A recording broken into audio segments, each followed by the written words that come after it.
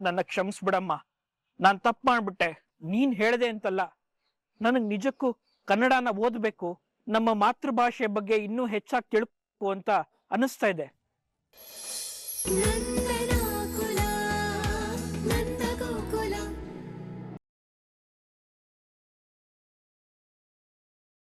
ಎಲ್ಲಿ ಹೋಗಿದ್ದೆ ಅಮ್ಮು ನೀನು? ಅದು ಅತ್ತೆ, ನಾನು ಸಿದ್ದು ನೋಡ್ಕೊಂಡು ಹೋಗಿದ್ದೆ.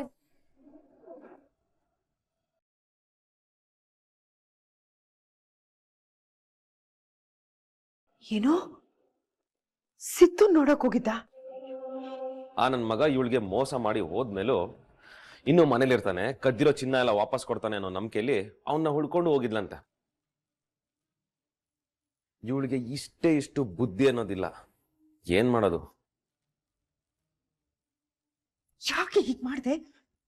ಆ ಮೋಸಗಾರನ ಹುಡ್ಕೊಂಡೋಗಿ ಅವ್ನ್ ಕತ್ತಿರೋ ಒಡವೆ ಸಿಕ್ಕಿದ್ರು ನಿನ್ ಜೀವನ ಸರಿ ಹೋಗುತ್ತೇನೆ? ನೀನ್ ಮಾಡಿರೋ ಕೆಲಸದಿಂದ ಫಲವನ್ ಬಂದಿರೋ ಅಪವಾದ ಹೋಗುತ್ತೆ ಹೊರತು ನಿನ್ ಜೀವನ ಏನು ಸರಿ ಹೋಗಲ್ಲ.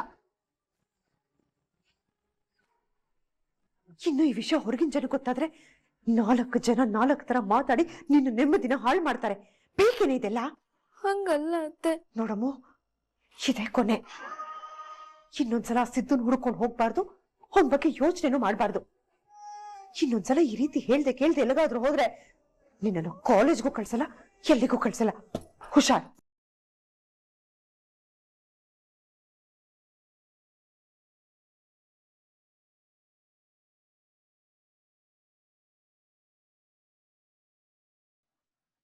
ಸಿದ್ದು ಮಾಡಿರೋ ಮೋಸನ ಸಾಧ್ಯ ಆದ್ರೆ ಮರಿ. ಅವನಿಗೆ ಬುದ್ಧಿ ಕಲಿಸ್ತೀನಿ ಅಂತ ನೀನು ಅವನ್ನ ಹುಡ್ಕೊಂಡು ಹೋದ್ರೆ ನಿನ್ನೆಂದೇನೆ ಹಾಳಾಗೋದು.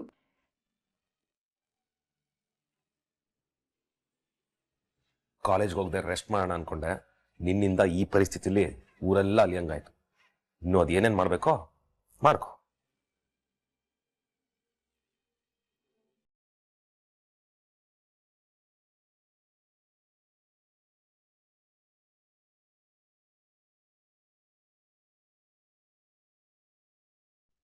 ಯಾರು?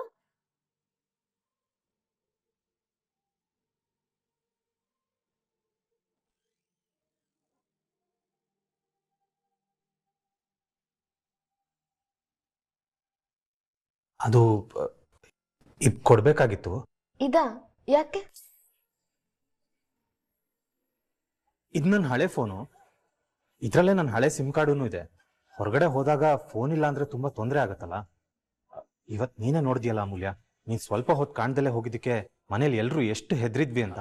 ಒಂದ್ ವೇಳೆ ನಿನ್ನ ಹತ್ರ ಫೋನ್ ಇದ್ದಿದ್ರೆ ನೀನ್ ಎಲ್ಲಿದ್ಯಾ ಅಂತ ಫೋನ್ ಮಾಡಿ ಕೇಳಿ ತಿಳ್ಕೋಬೋದಾಗಿತ್ತು.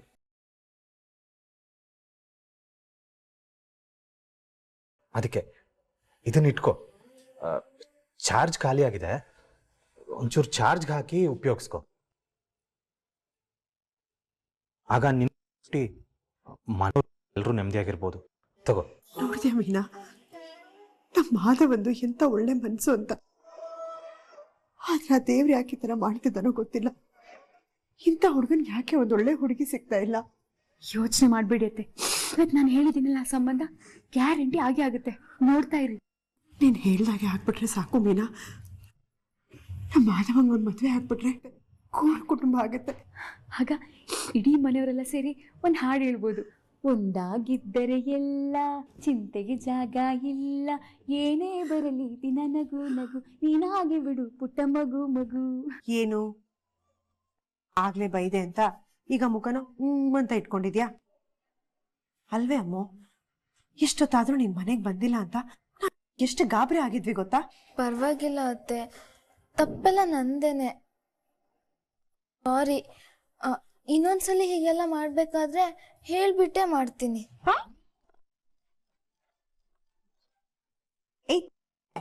ಹಾಗಾದ್ರೆ ಮತ್ತೆ ಈ ತರ ಮಾಡ್ಬೇಕು ಅನ್ಕೊಂಡಿದ್ಯಾ? ಹಾಕ್ತಿರೋ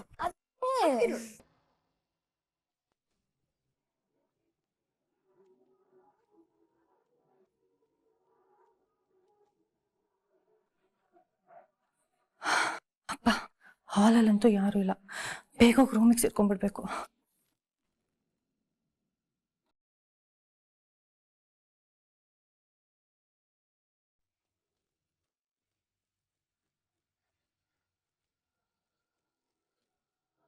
ಯಾಕೆ ಲೇಟು ಜ್ಯೋತಿ? ಅಪ್ಪ, ಅದು ಸ್ಪೆಷಲ್ ಕ್ಲಾಸ್ ಇತ್ತಪ್ಪ ನಂಗೆ. Special class? ನನ್ನನ್ನೇನ್ ದಡ್ಡ ಅನ್ಕೊಂಡಿದ್ಯಾ? ಯಾವ ಊರ್ಲಿ ರಾತ್ರಿ 10 ಗಂಟೆವರೆಗೂ ಸ್ಪೆಷಲ್ ಕ್ಲಾಸ್ ಇರುತ್ತೆ? ಅಪ್ಪ ಅದು ಕ್ಲಾಸ್ ಮುಗಿಸಿ ಒಂದಿಷ್ಟು ಡೌಟ್ಸ್ ಎಲ್ಲ ಕೇಳ್ಕೊಂಡು ಹೊರಡೋ ಅಷ್ಟೊತ್ತಿಗೆ ಲೇಟ್ ಆಗ್ಬಿಡ್ತಪ್ಪ. ಹೇ ಜ್ಯೋತಿ, ಸುಳ್ಳು ಹೇಳ್ಬೇಡ. ನಿಮ್ಮಪ್ಪ ನಾನು ಈ ವಯಸ್ಸಲ್ಲಿ ನಿನ್ ತಲೆಯಲ್ಲಿ ಏನೇನ್ ನೋಡುತ್ತೆ ಎಲ್ಲ ನನ್ಗೆ ಗೊತ್ತಾಗುತ್ತೆ. ನಿಜ ಹೇಳು, ಎಲ್ಲೋಗಿದ್ದೆ? ಚಂದ್ರು, ಏನಾಯ್ತು? ಯಾಕೆ ಜ್ಯೋತಿ ಮೇಲೆ ಕೂಗಾಡ್ತಿದ್ದೀರಾ? ಇವಳು ಸ್ಪೆಷಲ್ ಕ್ಲಾಸ್ ಅಂತ ಸುಳ್ಳು ಹೇಳ್ತಾ ಇದ್ದಾಳೆ. ನನ್ಗೆ ಯಾಕೋ ಇವಳು ನಮ್ ಕಿವಿಗೆ ಹೂವು ಮೂಡ್ತಾ ಇದ್ದಾಳೆ ಅಂತ ಅನಿಸ್ತಾ ಇದೆ. ಏ ಜ್ಯೋತಿ, ನೀನು ಏನಾದ್ರೂ ಅಮೂಲ್ಯನ್ ತರ ಲವ್ ಗಿವ್ ಅಂತ ಏನಾದ್ರು ಮಾಡ್ತಾ ಇದ್ರೆ ಅದನ್ನ ಇಲ್ಲಿಗೆ ನಿಲ್ಸ್ಬಿಡು. ಇಲ್ಲ ಅಂದ್ರೆ ಮೊಚ್ಚು ತಗೊಂಡು ಕಚ್ ಕಚ್ ಅಂತ ಕತ್ತರಿಸಾಕ್ಬಿಡ್ತೀನಿ. ಹೆತ್ತು ಮಗಳು ಅಂತ ನೋಡೋದಿಲ್ಲ. ಸಾಕ್, ಸುಮ್ನೆ ಇರಿ. ಸುಮ್ನೆ ನನ್ ಮಗಳನ್ನ ಯಾಕೆ ಬೈತಾ ಇದ್ದೀರಾ? ಆ ಅಮೂಲ್ಯನ ಅತಿಯಾಗಿ ನಂಬಿ ಕೆಟ್ಟಿದ್ ಸಾಕಾಗಿಲ್ವಾ? ಈಗ ಇವಳ ಮೇಲೆ ಸುಮ್ನೆ ಅನುಮಾನ ಪಡಕ್ ಬರ್ಬೇಡಿ ನೀವು. ನನ್ ಮಗಳೇನು ಅಂತ ನನಗ್ ಚೆನ್ನಾಗ್ ಗೊತ್ತು. ಏನೋ ಕಾಲೇಜಿಂದ ಬರೋದ್ ಸ್ವಲ್ಪ ಲೇಟ್ ಆಯ್ತಪ್ಪ, ಅದಕ್ಕೆ ಕೋರ್ಟಲ್ ನಿಲ್ಸಿ ವಿಚಾರಣೆ ಮಾಡೋದರ ಮಾಡ್ತಾ ಇದ್ದೀರಲ್ಲ. ನೀನ್ ಇವಳನ್ನ ವಹಿಸ್ಕೊಂಡ್ ಬರ್ಬೇಡ ಇಂದ್ರ. ಇವಳೇನ್ ಕಡಿಮೆ ಇಲ್ಲ, ಚೆನ್ನಾಗಿ ಸುಳ್ಳು ಹೇಳೋದನ್ ಕಲ್ತಿದ್ದಾಳೆ. ರೀ, ನನ್ ಮಗಳಿಗೆ ಸುಳ್ಳು ಹೇಳೋದ್ ಅರ್ದಿಲ್ಲ. ಜೊತೆ ಊಟ ಬಡಿಸ್ತೀನಿ, ಊಟ ಮಾಡು. ಊಟ ಮಾಡ್ಬಿಟ್ಟು ಮಲ್ಕೊಳ್ಳಿವಂತೆ, ಆಯ್ತಾ? ನಂಗೆ ಊಟ ಏನ್ ಬೇಡ ಅಮ್ಮ, ಲೇಟ್ ಆಗಿತ್ತಲ್ವಾ, ಅದಕ್ಕೆ ಹೊರಗಡೆನೆ ಊಟ ಮಾಡ್ಕೊಂಡ್ ಬಂದೆ. ಇಷ್ಟಕ್ಕೆ ನನ್ ಮಗಳನ್ನ ಬೈಯದಾ? ನೀನ್ ಯಾಕೋ ಅವಳಿಗೆ ತುಂಬಾ ಸಲಿಗೆ ಕೊಡ್ತಾ ಇದ್ಯಾ? ಮಕ್ಕಳಿಗೆ ಅಪ್ಪ ಅಮ್ಮ ಅಂದ್ರೆ ಸ್ವಲ್ಪನಾದ್ರೂ ಭಯ ಇರ್ಬೇಕು. ಹೌದಾ? ಈಗ ಅಮೂಲ್ಯಗೆ ನಿಮ್ಮಿಬ್ಬರು ಕಂಡ್ರೆ ಸಿಕ್ಕ ಭಯ ಇತ್ತು, ಆದ್ರೆ ಅವಳೇನ್ ಮಾಡ? ನಿಮ್ಮಿಬ್ಬರಿಗೂ ಆಕಾಶನ್ ತೋರಿಸಿ ನಕ್ಷತ್ರ ಎನ್ಸೋದಕ್ ಹೇಳಿ ಆ ಸೈಕಲ್ ಗ್ಯಾಪ್ ಅಲ್ಲಿ ಆ ಶತ್ರು ಮದ್ವೆ ಮಾಡ್ಕೊಂಡ್ ಬಂದ್ಲು. ಮೀನಾ, ಇದನ್ನೆಲ್ಲ ಮುಗಿಸಿ ಬೇಗ ಮನೆಗೆ ಹೋಗ್ಬೇಕು. ಇವತ್ತೇ ಹೆಣ್ಣೋಡ ಶಾಸ್ತ್ರ. ನೀನು ಮನೆಗೋಗಿ ನಿಮ್ ಮನೆಯವ್ರನ್ನೆಲ್ಲ ಕರ್ಕೊಂಡು ನಮ್ಮ ಮನೆಗೆ ಬರ್ಬೇಕು, ನೆನ್ಪಿದೆ ಅಲ್ವಾ? ಅಯ್ಯೋ, ನಾನ್ ಮರಿತೀನ ಆಂಟಿ. ಈ ಬುಕ್ಸ್ ಎಲ್ಲ ಬೇಗ ಸೇಲ್ ಆಗುತ್ತೆ. ಒಳ್ಳೊಳ್ಳೆ ಬುಕ್ಸ್ ಇಟ್ಟಿದ್ದೀನಿ, ಇದೆಲ್ಲ ಮುಗಿಸ್ಕೊಂಡು ಬೇಗ ಹೊರಟ್ಬಿಡೋಣ. ಸರಿ ಸರಿ.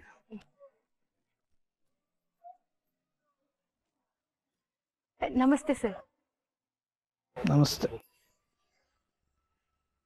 ಸರ್, ಈ ಬುಕ್ ನಾನು ಓದಿದ್ದೀನಿ, ತುಂಬಾ ಚೆನ್ನಾಗಿದೆ. ಇವತ್ತು ಕನ್ನಡ ರಾಜ್ಯೋತ್ಸವ, ಅದಕ್ಕೆ ಅಂತ 50% ಡಿಸ್ಕೌಂಟ್ ಅಲ್ಲಿ ಬುಕ್. ಸರ್, SL ಭೈರಪ್ಪ ಅವ್ರದ್ದು ಎಲ್ಲಾ ಪುಸ್ತಕಗಳು ಇದ್ರೊಳಗಿದೆ. ಯಾವ ಬೇಕೋ ತಗೊಳ್ಳಿ ಸರ್, ಆಫರ್ ಪ್ರೈಸ್ ಅಲ್ಲಿ ಇದೆ. ಬೇಡಮ್ಮ, ಇಂಗ್ಲಿಷ್ ಬುಕ್ಸ್ ಯಾವ್ದು ಇಲ್ಲ. ಈ ಕನ್ನಡ ಬುಕ್ಸ್ ಎಲ್ಲ ಯಾರು ಓದ್ತಾರೆ ಹೇಳಿ? ಏನಂದ್ರಿ? ಕನ್ನಡ ಪುಸ್ತಕ ಯಾರು ಓದ್ತಾರ? ಕನ್ನಡಿಗ ಅನ್ನಿಸ್ಕೊಂಡೇ ಓದ್ತಾರೆ ಸರ್. ಯಾರು ಓದ್ದೆ ಕನ್ನಡಕ್ಕೆ 8 ಜ್ಞಾನಪೀಠ ಪ್ರಶಸ್ತಿ ಬಂದ್ಬಿಡುತ್ತಾ? ಯಾರು ಓದ್ದೆ ಗೋವಿಂದ ಪೈ ಅವರು, ಕುವೆಂಪು ಅವರು, GS ಶಿವರುದ್ರಪ್ಪ ಅವರು ರಾಷ್ಟ್ರ ಕವಿಗಳು ಅನ್ಸ್ಕೊಂಡ್ರ? ಇವತ್ತು ಕನ್ನಡ ರಾಜ್ಯೋತ್ಸವ ಅಂತ ಪುಸ್ತಕನ ಬೆಲೆ ಮಾರಾಟ ಮಾಡಕ್ಕೆ ಯೋಚನೆ ಮಾಡಿದ್ವಿ. ಆದ್ರೆ ಎಲ್ಲಿವರೆಗೂ ನಿಮ್ಮಂತವ್ರು ಇರ್ತಾರೋ ಅಲ್ಲಿವರೆಗೂ ನಾವ್ ಏನೇ ಮಾಡಿದ್ರು ಅಷ್ಟೇ ಅನ್ನೋದು ಚೆನ್ನಾಗಿ ಅರ್ಥ ಆಗೋಯ್ತು. ನಿಮ್ಗೆ ಈ ನೆಲದಲ್ಲಿ ಸಿಗೋದ್ ಎಲ್ಲ ಸಂಪತ್ತು ಬೇಕು, ಇದ್ರ ಸೌಂದರ್ಯನೂ ಬೇಕು, ಆದ್ರೆ ಭಾಷೆ ಮಾತ್ರ ಬೇಡ ಅಲ್ವಾ? ಅಲ್ಲ, ಕನ್ನಡನ ನೀವೇನ್ ಅನ್ಕೊಂಡಿದೀರಾ? ನವೆಂಬರ್ ಅಲ್ಲಿ ಮಾತ್ರ ಆಚರಣೆ ಮಾಡೋ ಹಬ್ಬನೂ ಅಲ್ಲ ಕನ್ನಡ. ನಮ್ಮ ತಾಯಿ ಸರ್, ಅಮ್ಮ.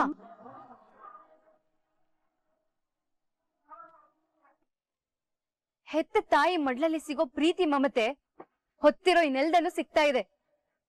ಅಂತ ತಾಯಿ ಬಗ್ಗೆ ತಾತ್ಸಾರದ್ ಮಾತಾಡ್ತಿರಲ್ಲ. ಮಾತೃ ಭಾಷೆನ ಕೀಳ ಕಾಣೋದು ಒಂದೇ, ಹೆತ್ತ ತಾಯಿನ ಕಡೆಗಣಿಸೋದು ಒಂದೇ. ಕನ್ನಡ ಪುಸ್ತಕನ ಯಾರು ಓದ್ತಾರೆ ಅಂತ ಮುಖ ಮುರಿಬೇಡಿ. ಯಾಕೆ ಅಂದ್ರೆ ಕರ್ನಾಟಕದಲ್ಲಿ ಹುಟ್ಟಿರೋ ಪ್ರತಿಯೊಬ್ಬರಿಗೂ ಕನ್ನಡ ಅಂತ ಕೇಳಿದ್ರೆ ಹೆಮ್ಮೆ ಆಗುತ್ತೆ ಸರ್. ಮುಖದಲ್ಲಿ ಅಭಿಮಾನದ ನಗು ಕಾಣುತ್ತೆ ಹೊರತು ನಿಮ್ ಕಣ್ಣಲ್ಲಿ ಕಾಣಿಸ್ತಲ್ಲ. ಆ ಕೀಳು ಅಂತೂ ಖಂಡಿತ ಅಲ್ಲ ಸರ್. ಹೋಗ್ತಾ ಇರಿ. ನನ್ನ ಕ್ಷಮಿಸ್ಬಿಡಮ್ಮ, ನಾನ್ ತಪ್ಪು ಮಾಡ್ಬಿಟ್ಟೆ. ನೀನ್ ಹೇಳ್ದೆ ಅಂತಲ್ಲ, ನನಗ್ ನಿಜಕ್ಕೂ ಕನ್ನಡನ ಓದ್ಬೇಕು, ನಮ್ಮ ಮಾತೃಭಾಷೆ ಬಗ್ಗೆ ಇನ್ನೂ ಹೆಚ್ಚಾಗಿ ತಿಳ್ಕೊ ಅಂತ ಅನಿಸ್ತಾ ಇದೆ. ಅದಕ್ಕೆ ನಾನೊಂದು ಪುಸ್ತಕ ತಗೋತೀನಿ.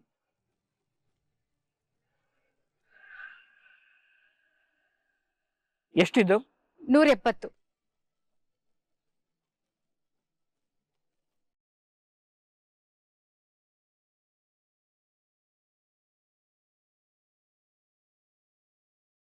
ಸರಿಯಾಗಿ ಹೇಳ್ದೆ ಮೀನಾ, ನೀನು ಒಬ್ನಿಗ್ ಬಿಸಿ ಮುಟ್ಸಿದ್ಕೆ 10 ಜನ ದಾರಿಗ್ ಬಂದ್ರು ನೋಡು. ಮತ್ತೇನೇನು, ಕನ್ನಡದ ಬಗ್ಗೆ ಹಗುರವಾಗಿ ಮಾತಾಡಿದ್ರೆ ಕನ್ನಡಿಗರು ನಾವು ಸುಮ್ನೆ ಬಿಟ್ಬಿಡ್ತೀವಾ? ನಮ್ಗೆ ತಲೆ ಮೇಲೆ ಕೂರಿಸ್ಕೊಂಡ್ ಮೆರೆಸೋದಕ್ಕೂ ಗೊತ್ತು, ಕಾಲಡಿ ಹಾಕೊಂಡ್ ಜಾಡ್ಸೋದ್ಯಕ್ಕೂ ಗೊತ್ತು. ಮೀನಾ, ಕನ್ನಡದ ಬಗ್ಗೆ ನಿನ್ಗಿರೋ ಪ್ರೀತಿಗೆ ನನ್ ಕಡೆಯಿಂದ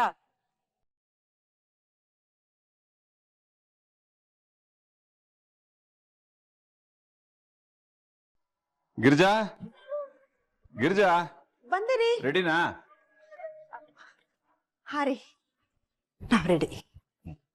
ಇಲ್ಲಿ ಅಪ್ಪ. ಹಾ, ರೆಡಿನಾ? ಹೊರಡೋಣ. ಹೊರಡೋಣ.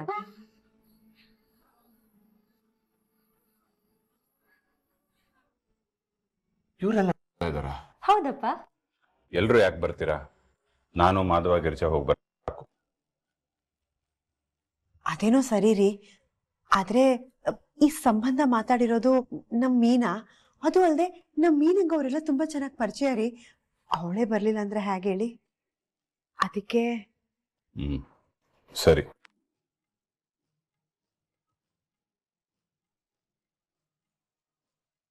ಅಪ್ಪ, ನಾನು ಮೀನಿನ ಜೊತೆ ಬರ್ತೀನಪ್ಪ.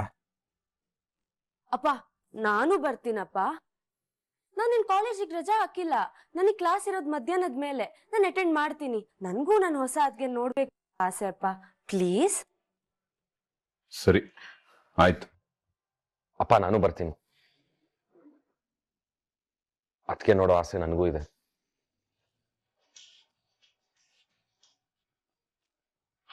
ಗಿರಿಜಾ, ಈಗ ಮಾಡಿರೋ ಅವಾಂತರ ಸಾಲ್ದ? ತೆಗ್ದಿರೋ ಮರ್ಯಾದೆ ಸಾಲ್ದ? ಚೂರು ಪಾರು ಉಳಿದಿದೆ, ಅದನ್ನು ತೆಗೆಯೋದು ಬೇಡ.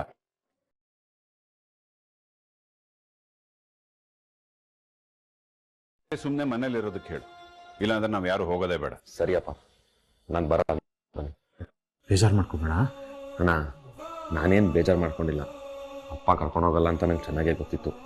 ಆದರೂ ಹೋದ್ರೆ ಕಲ್ಲು ಬಂದರೆ ಹಣ್ಣು ಅಂತ ಒಂದು ಟ್ರೈ ಮಾಡಿದೆ ಅಷ್ಟೆ. ನೀನು ಬೇಜಾರು ಮಾಡ್ಕೊಳ್ಬೇಡ, ಹೋಗ್ಬಾ.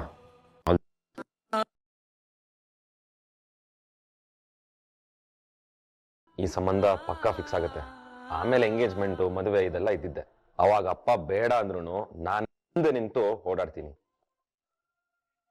ಈ ಮನೆಗೆ ಬರೋ ಹೊಸ ಅದ್ಕೆ ಅಲ್ಲಲ್ಲ ದೊಡ್ಡದ್ಕೆನ ಮಹಾರಾಣಿ ತರ ಮೆರೆಸಿ ನೋಡ್ಕೋತಾ ಇರೋದು.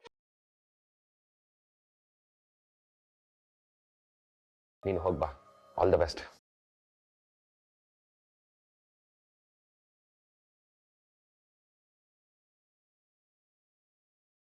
ನಿನ್ನೆ ತರ ಎಲ್ಲೂ ಹೋಗ್ಬೇಡ. ಮನೇಲಿದ್ದು ಸ್ವಲ್ಪ ವಲ್ಲಭನ್ ನೋಡ್ಕೊಮ್ಮು. ಇವಳೇ ನೋಡ್ಕೊಳ್ಳೋದು. ನಾನು ಬೇಕಾದ್ರೆ ಸ್ಮಶಾನದಲ್ಲಿ ದೆವ್ವಗಳ ಜೊತೆ ಮಲ್ಕೊಳ್ತೀನಿ. ಈ ಮನೇಲಿ ಇವಳ ಜೊತೆ ಮಾತ್ರ ಇರಲ್ಲ. ಇಲ್ಲಾಂದ್ರೆ ನಾನು ಕಾಲೇಜ್ಗೆ ಹೋಗ್ತೀನಿ. ಹೇ ಬಲ್ಲಭ, ನೀನ್ ಇನ್ನೂ ಹುಷಾರಾಗಿಲ್ವೋ? ಇಷ್ಟು ಹುಷಾರಾಗಿರೋದು ಸಾಕು ಹೊತ್ಗೆ. ಇವಳ ಜೊತೆಲಿದ್ರೆ ಆಮೇಲೆ ಕೋಮಾಗೆ ಹೋಗ್ಬಿಡ್ತೀನಿ ಅಷ್ಟೇ. ಹಾಗಾದ್ರೆ ಅಮ್ಮು, ನೀನು ವಲ್ಲಭನ್ ಜೊತೆ ಕಾಲೇಜ್ಗೆ ಹೋಗ್ಬಿಡು. ಗಿರಿಜಾ, ಬಂದೆ ರೀ. ಮಾಧವ ಬಾರೋ.